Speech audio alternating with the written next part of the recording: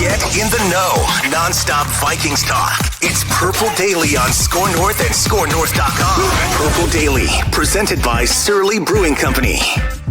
And welcome into Purple Access. Judd Zolgad, Chip Scoggin, Star Tribune sports columnist. My buddy joins me every Thursday to talk Vikings. Ross Brendel in executive producing for the vacationing Declan Goff. And of course, Purple Access brought to you by our friends at Surly Brewing Company and also by our friends at TCL TV. With TCL, you enjoy more. If you're not watching sports on a TCL TV, I got to tell you, you're not doing it right. Check out TCL. All right, Chipper, let's start here. Vikings 3-3 going into the bye week. You covered the game on Sunday in Charlotte against the Carolina Panthers. Your observations of this team through 6 games with a really difficult 4-game stretch coming out of the bye. Yeah, I think they need this bye almost as much emotionally and mentally as they do physically, because we talked to Zimmer after his press conference in Carolina, and he was walking out the door. He's like, "I'm worn out." And I asked Kirk Cousins about it. He's like, "Yeah, I'm spent." I mean, the way these games have gone and the way they've kind of just made it a drama, really, every game, it has to take a toll on him. So I was sitting there thinking after the game, Judd, I don't know if this is a good team, bad team, what they are. I mean, it's just been so weird, all these games that, I mean, you look at it, and you can play the woulda, coulda, shoulda game all day long, but Arizona's one of the 3 best teams, 2 best teams, best team in the NFL, and they had a chance to win that one. And then they could have lost to the Lions, and they could have lost to Carolina. And so I think it's a talented team with obvious flaws. Yep. And I don't know that those flaws are going to allow them to ever maybe reach what we thought they were going to be this year. I think they're going to be a little bit inconsistent, like we've seen these games because of those flaws. But I mean, I like the way the offense played in the second half and overtime when they kind of let Cousins cut it loose. But it's one of the weirdest Vikings teams that I can remember, Judd. I'll say it that way. I'm with you completely. I have no idea what to make of this team. I've been up and down. Like I've been, okay, they're okay. No, they're not really okay. So here's my weird thought about this team 6 games in. I actually think the bye week is going to be, or should be, from a learning perspective, Chip, more productive for the coaching staff than the players. And by that, I mean, I think the coaching staff needs to accept and get its head around what it has here. And offensively, I feel like they started to do that against the Panthers. Yeah. But if they come back with, well, here's our fundamentals, like here's our Zimmer principles, I think they're in trouble. If they come back with, we got something good here offensively, and the defense is not a disaster, but it's certainly not great. I think they could put themselves in a position to win games. But long story short, I think what we're looking at here is a team that flat out at times is going to have to go toe to toe and outscore its opponents. And if it's turned loose, I think it can. I think there can be games that you win like that. Yeah, and I think I've come full circle from thinking that this offense, because Dalvin is so good, he's a wonderful talent. Excuse me, I got the cough here. I got the same thing. Don't worry about it. But allergies. But it needs to be Cousins and the receivers as the focal point. Yep. I mean, I think we've seen that, and the insistence on running in second and long, we've seen where that gets you, and the conservative nature, we've seen where that gets them, where they play it so close to the vest that even bad teams like Detroit, when you do that and just try to take the air of the ball, that's just not the way to win. And so I when you watch the way Cousins is playing now and the confidence he has, particularly in close games, which, how weird is that, Judd? Remember, was it 2 years ago, 3 years ago, where every week we were beating him over the head with his Monday night stat? What was he, 0-9 on Monday night? And was it last year when Zimmer said they had just a disastrous 2 minute at the end of a game? He called it chaotic. Yeah, it was Carolina. Yeah. That brutal one. Or was it? No, I'm sorry. Tennessee. The Titans. Tennessee. The Titans. Yeah. The Titans. Yep. And we've gone from, Kirk can't win big games, can't win night games, can't win when they need him in clutch situations, to now it's like you just expect him to do something really good because he looks just so confident in those situations with his receivers. So, yeah, you're right. Like, their self-scout would be really interesting to listen to if you could eavesdrop on it and see if they have that same recognition that, you know what, the offense is better when we're kind of cutting it loose. Yes. And play, but I don't know. It's the only way to win. Like, Yeah. that's how, if you don't do that, and it could blow up. Kirk could go cold. This could end. I have no idea. But the only way that this team is going to come anywhere near its peak potential is to take the kid gloves off, take the governor off the offense, and allow it to go. And part of the reason, and Chipper, going back to our time, I don't know the last time that we could say this. The Vikings have 3 receivers. KJ Osborn is a marvelous talent. But I mean, think about the teams that 2009, right? Sidney Rice, Barry was good, and Percy. But I don't know that they had 3 receivers that I trust this much. And yeah, it's impressive. Well, and the thing is I don't think we can praise and credit Osborn enough. I mean, I agree. For the work he did over the offseason. He's supposed to be a returner too, and he's not good at it. He did not have I believe the statistic is 2020, 0 offensive snaps. Yeah. Like, they completely lucked into this. But that kid, the day in training camp that I saw him toe drag swag, double toe tap, and I think it was against Pat P. So and he came down and toe tapped, and I'm like, oh my God, that's special. Like, that's not a fluke. You work on that. And then he, I think, obviously he went to Miami and worked out with Diggs and Jefferson, right? And other receivers, and kind of went through a wide receiver boot camp, So give him credit for saying, I want to improve as a player. And he was right. He talked about after a game that, hey, there's so much attention being paid to Jefferson and Thielen that he should be able to win his matchup, right? Because you're getting the 3rd best corner. Yep. And you're not getting much attention. But on the 3rd down play on that game-winning drive, which was a heck of a catch because he was being blanket. But Cousins said he was the 3rd option. Mm-hmm. But think about that, for Cousins to have the faith in Osborn. Yes. 6 games into really his, you want to call it his rookie season because he didn't do anything last year, that he had the faith in overtime to go, to his 3rd option and throw that ball to him. I mean, that says a lot about what Osborn has done to earn the trust of the quarterback and the organization. And the thing that impresses me most is this, beyond his ability to make difficult catches on the sideline, it is his ability to win battles on difficult catches. He's making catches where Kirk is, and this is what Kirk can do.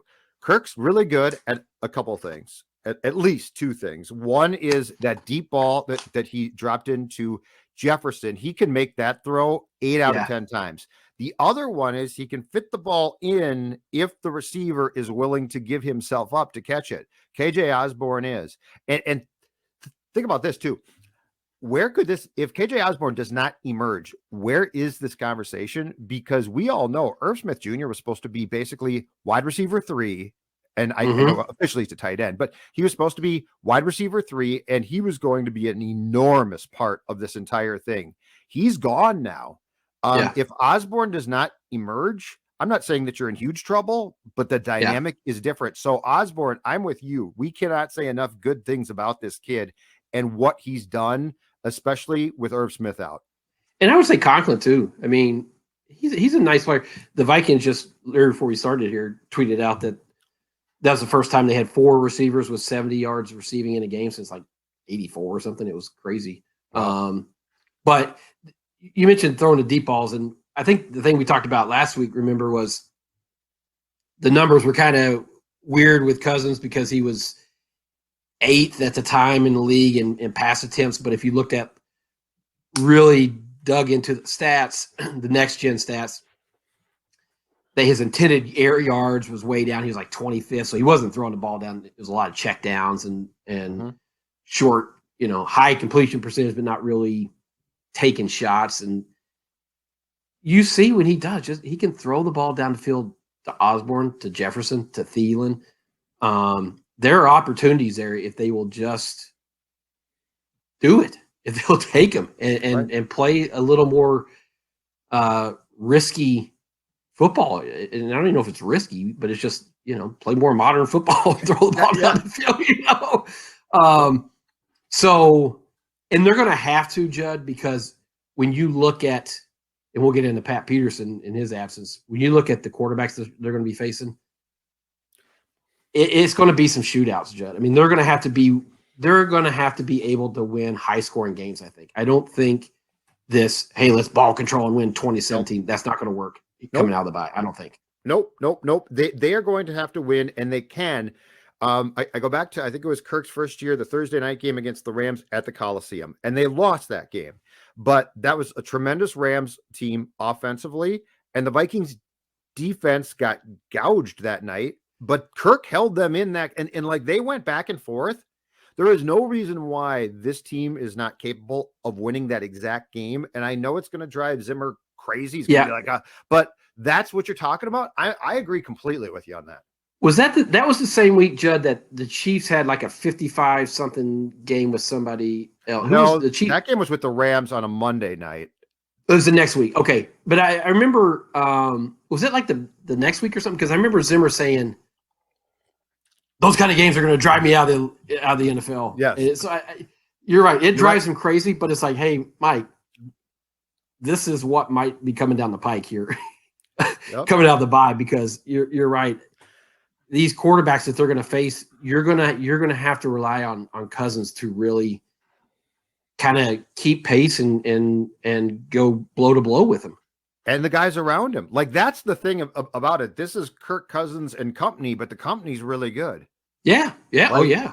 Like you've got three guys at the receiver spot, tight ends that aren't great, but they're solid. Conklin's solid. He's he's very, very solid. I think he's good. Yeah. Yeah. You've got two running backs, one of which I think that they should use more. I think Dalvin's marvelous and I love him, but my God, he's clearly still nursing that ankle problem. And Madison got 3 carries for 10 yards. What are we doing here? Like, if you trust him to carry the ball 29 times when Cook is out, he can get 10 to 12 carries.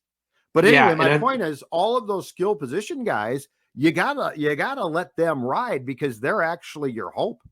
Yeah, and Judd, that Carolina defense, I think is pretty good, right? Yeah, they are. 0 sacks. Yeah, well, right? Funny, huh? If you find a left tackle, huh? Yeah, he was good. Yeah, totally. I mean, it's and the one, I don't know how Cousins got out of the one in overtime. When Burns basically went for the strip, and Burns said afterwards, I should have just gone for him and not the strip there, because it, he leaked out and made a nice play. But yeah, I mean, credit, it wasn't. Odu had a tough game with penalties, and it wasn't perfect, but no sacks. And so that, if they can do that, then Cousins can be really good. I think when he's upright and feeling comfortable back there. If Darisaw is as good as he looked against the Panthers, and he does look the part, like he looks the part, I think he's good. I think he's going to be good. If Darisaw is as good as he looks, your tackles are good then. Like, you're taking care of a tackle. Your guards aren't perfect, but they're not disasters. Like I think they'll be fine. The right guard concerns me a bit. I actually think that the more that Ezra Cleveland develops at left guard, and your center's a problem. But that's a big improvement from the past. Well, yeah, when Dakota Dozier, Bradbury, like last year, Rashad Hill getting bowled over. Yeah, but I mean, there was a point before Cleveland actually slid in at right guard last year, Chipper, where your entire interior line was concerning. Like, nobody was good. Well, I remember that Seattle game was complete disaster out there last year. And I believe that was the last time we saw it. Didn't they make this switch with Cleveland after that? Or was that the I game think of sleep. didn't they claim Samia got hurt in that game? Yeah.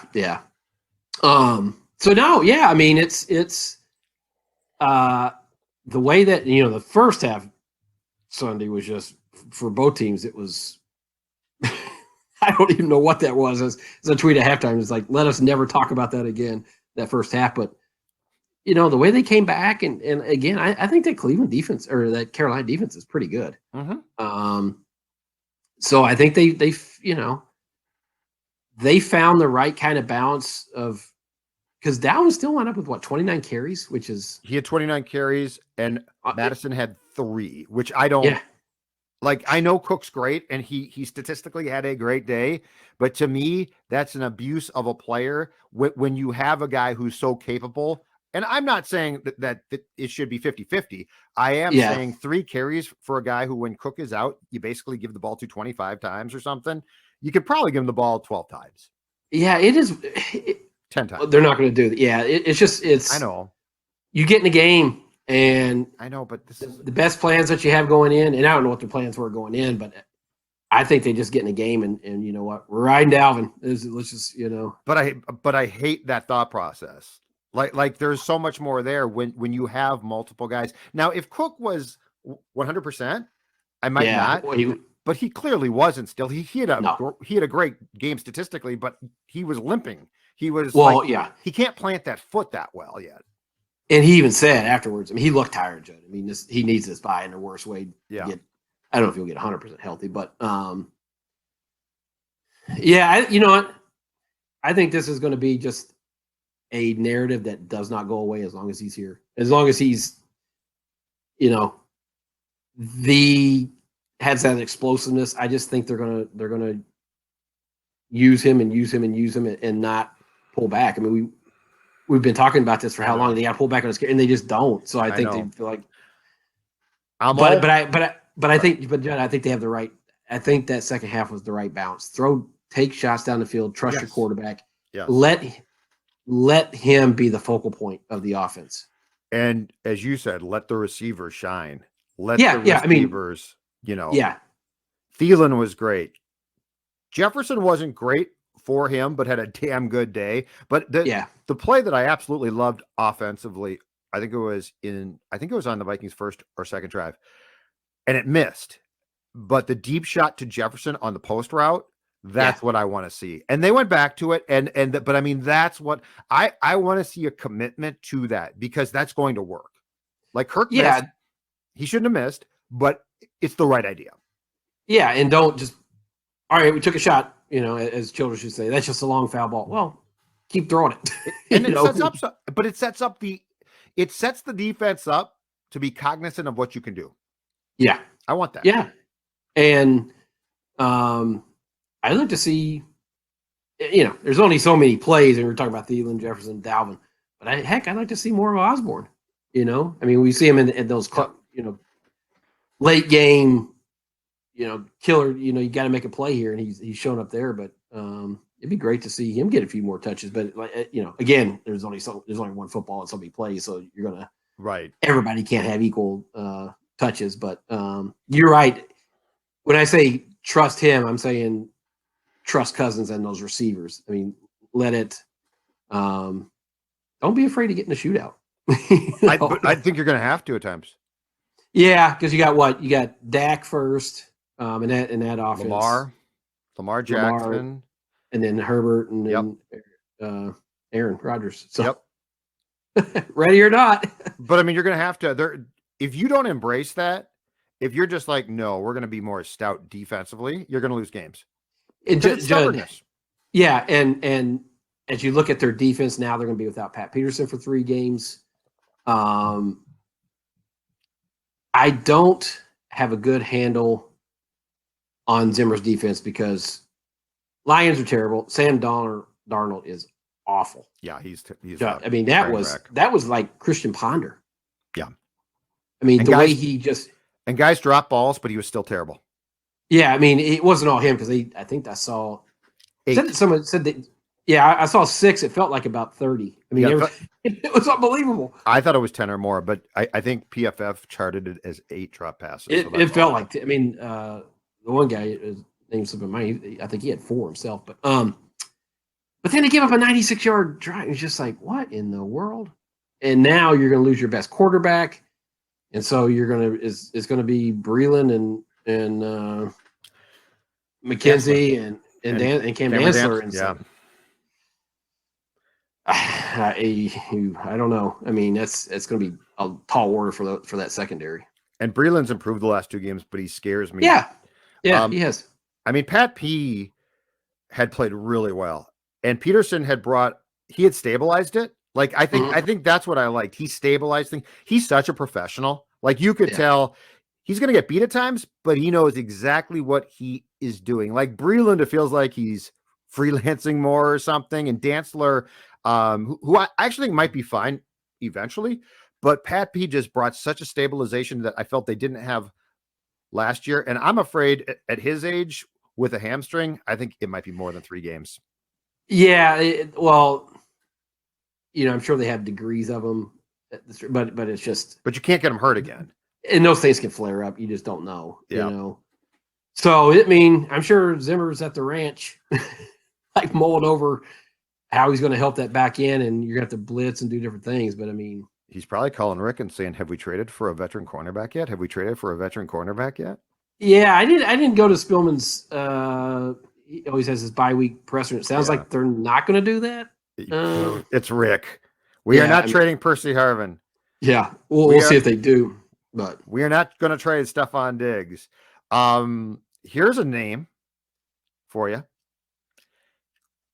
Had a really bad year here in 2019. Rebounded in 2020 with the Colts. And now the Colts have tweaked their defense again, and he's not playing as well. And he could probably be had for a late-round draft pick. Xavier Rhodes. Just for depth. For veteran depth, I don't trust Chris Boyd. Chris Boyd and Harrison Hand. Come on. Yeah. Well, is he just falling out of favor and Indy's not playing, or they're not playing well? And he has, I guess they basically schemed things up last year with a defense that fit his aging style pretty well. Yeah. And then they've tweaked it this year, and he's been exposed more. But the problem is, so like he knows Zim's defense, but if he comes back here, they're not going to adjust things. So I'm afraid that it might not be a pretty sight if he tries to play this defense at his age now. Yeah, and can he run? I don't know. I think I'd probably say no on that. Okay. But you feel like they need to do something. They need some right. Depth. Yes. Yeah. Because I just don't know. Man, you're really thin there right now, and you're facing some really, really good wide receivers and quarterbacks coming up. And you saw that the week after the Browns came here and played really well defensively and won. They went and played the Chargers and got in a shootout, and Herbert was marvelous. I mean, if we see that Herbert in the 3rd game back from the bye, pack a lunch. Yeah. I don't think your secondary stopping him. So, and these Cowboys receivers coming out, they're really good too. But this all goes back to your point, is you're going to have to, as much as Zim might hate it, you're going to have to embrace the shootout. And if you embrace that, you're going to have to throw the ball. And unfortunately for Mike, take a chance on mistakes, because if you don't, like, if your goal is we're going to stop Dak, who I think is going to play. He hurt his calf, right, in the game before the bye, but I think he'll play. But if you're just like, well, we're going to stop Dak, that's really, really taking a leap of faith in a defense that's got some really nice players. But overall, without Pat P playing, I think it's going to be a problem. Yeah, I think their defense is getting better, right? From what we've seen, it feels like they're kind of finding themselves a little bit, but I think they're still susceptible in the back end, and it's just, I don't know that secondary is good enough to think you're going to be a top flight defense, consistent, shut teams down. I just don't see it. I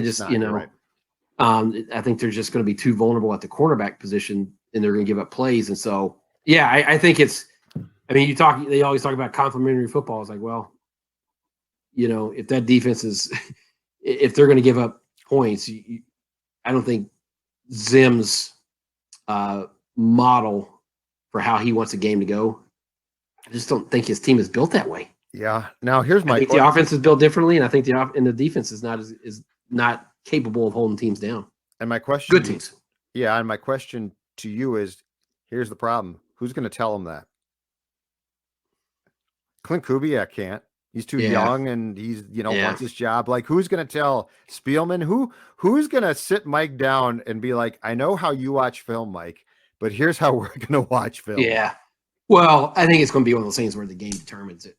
Sort of dictates it, it's like, okay, this team scored, we got to match it. I don't think Zimmer go to South Scout and say, okay, we're ripping things up, we're going to be, we're going to air it out. I think, but if you get in a game and all of a sudden you're giving up points, well, then everything changes, and you're like, okay, we're going to have to get in the shootout, whether I like this or not. We're going to have to score a lot, and so I think it'd be more game driven than actually philosophically making a huge shift in how they approach it. Right. Well, and the offense have certainly been good. And you know what they should be doing, Chip Scoggins? They should be cheering a Surly Furious IPA to celebrate their success in the first 6 games. The best IPA in the state. Oh, well, heck, possibly the country. In fact, Chip Scoggins, tell us about your most recent run to your local liquor store to pick up some Surly Furious. I did, Judd. I made one actually yesterday afternoon because I knew I'd be working late. You get home from a very entertaining Wolves opener. All we do is provide entertainment and sports in this town now. It's unbelievable. Back-to-back nights, you have a wild, Wolves. And you go, and Ant Edwards is throwing down dunks and hitting threes, and the Wolves are playing defense, and you get home, and you're like, you know what? You have the post-deadline rush, and you're like, is there anything better than a Surly Furious on a post-deadline rush? There is no. No, there's not. No, there's not. Exactly right. So check it out. And of course, if you are sitting down to watch a Wolves or a Wild or Vikings game, tweet me your pictures at Jay Zolgad of you holding up your Surly Furious in front of that game. I'll retweet you and put in a nice comment and know that you have joined the Surly fan club, of which Judd and Chip belong. I ran this question by Mackey, and I've got to preface it by telling you the parameters, Chipper. But when it comes to this Vikings offense in particular, I was thinking about this while covering the basketball game last night. I think not play calling wise and not how it's deployed yet, okay? Personnel standpoint, like the players that they've got. I think this is my most trustworthy, if that's the right word, Vikings offense since 2009. I like right now with how Kirk is firing. Quarterback, sure. Three receivers who Justin Jefferson to me is outstanding. Thielen's really, really good. KJ Osborn. I mean, we covered teams at times, Chipper, without that third guy. Yeah. The running backs, you've got 2 tight ends. If you had Irv Smith, my God. Yeah. The offensive line, far from perfect, but improving. I was just trying to think back, and I thought, you know what? This might be how can I put this? The most potential, because they're not getting it yet. The most potential that I've seen for a Vikings offense since Favre's first and last great year here in 2009. Yeah, I could see that. I mean, definitely quarterback skill. I want to see what Darisaw does a little bit more in terms of maybe stabilizing the offensive line. Because you're right. If he can be good, then you feel good about your tackles, So that would be the one maybe hang up on it. But yeah, I mean, I wrote this before the year. Where are they in scoring? Offensive scoring? Because this should be a top 10 team. Yeah, they're not right now. I'll find it because and this is where I think they're being suppressed. Yeah, by the coaching staff. I am not saying that. To be clear, I am not saying that they are maximizing their potential. I'm saying this is the most potential I've seen since 2009. Well, and I wrote this before the year, and Zimmer talked about how great their offense was last year. I was like, yeah, it was good. I wouldn't say it was great because when you don't finish the top 10 in scoring, I don't think you can say you're great. Agreed. And there's no reason when you look at who they have on this offense that this should not be a top 10 scoring offense, in my opinion, with the skill players. Now that we could say, okay, the offensive line might sabotage that some. But so to me, this offense should be a top 10 scoring offense. It maybe should be top 5. They're 14th, Chip. That's not good enough, Judd. 24.5 points. No, I'm with you. And that's why I think that the bye week has to be spent self-scouting and reevaluating how you approach this thing. Because 14th, when you say they're 14th in scoring, yep, you're basically saying they're average. Correct. And they're not. This should not be an average offense. Right. Not with the way that the quarterback is playing and the talent at the skill positions around him. They should be top 10, like without a debate. And I think that there's a case to be made. The expectation should be top 5. Yeah. Like the top 5 right now, Chipper, are Dallas, Buffalo, Tampa, Arizona, and KC. And the Cowboys are at 34.2 points per game. So they're averaging, and Vikings are at 24? Yep. So they're at 10 more, basically. You said the right word, maximize. The conservative stuff we saw against the Lions is like, you're not getting the best out of the players if you're doing that. If what your skill guys are. Thielen had 2 catches on that last drive. I don't care about the play that was wiped out because it was wiped out. He had 2 catches on that last drive, and that was it. And you can't tell me, like, I'm so sick of the X's and O's guys saying, "Oh, you couldn't throw." You're telling me you got 3 receivers and you can't throw to any of them? I don't buy that. Yeah, that's to me that's too much of a cop out. I mean, scheme them open, right?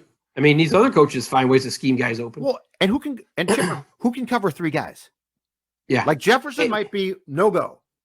Yeah. The Carolina play, right? But the 3 of them, to Osborn that you talked about, 3rd option, tough catch. It's the NFL. Yeah.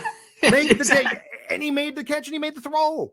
Like, don't tell me, well, KJ Osborn was did you see the coverage there? It's the bleeping NFL. This feels like when you look at their skill guys and the way Cousins is playing, this feels like an offense that should average 30 points. Correct. Top 5. So Kansas City, which is 5th, is at 30.8. How about that? Yeah. Sound fair? Yeah. I mean, it's I don't think it's being unreasonable. And I think, if they can iron out their offensive line and maybe putting Darisaw in there does that. So you improved it that way. So, and if you can keep Dalvin healthy, because I just think, he's different, right? Yes. I mean, his presence scares teams. Yeah, absolutely. So yeah, I mean, the maximize is 100% the right word. They haven't yet, and maybe coming out of the bye, they'll realize that we're not getting as much out of this offense as we should be able to, and we can't get it. And you're exactly right, though. The only statistic that they should sweat is scoring, because that's the one thing where this team can put up points. But to put up points, you got to take shots on dynamic plays. And I mean, I really think it's Mike. Mike's got to accept the fact that there might be a bunch of games coming up that he absolutely hates. Oh, like, yeah. He'll be miserable. He'll be miserable, and there's nothing. But if he doesn't accept that, he'll be gone. Yeah. Well, yeah, because it's, I mean, again, I just don't see them holding down those offenses. I just don't. No. And even if Peterson was there, I'm not sure they would be able to. Right. But without him, I mean, you really think Bashad Breeland is going to hold up fine for the next 4 games? Dantzler is still young. I mean, they didn't trust him enough to play him in front of Breeland for extended periods of time. Correct. So yeah, I'm with you. All right, Chipper, we'll talk to you next week as we get set for the Vikings to play the Cowboys Sunday Night Football. In the meantime, Chip, I want you to do one thing. I want you to go to your fridge and grab your Surly Furious and enjoy one on me. All right? I'm doing it tonight, brother. Talk to you later. Bye. See ya.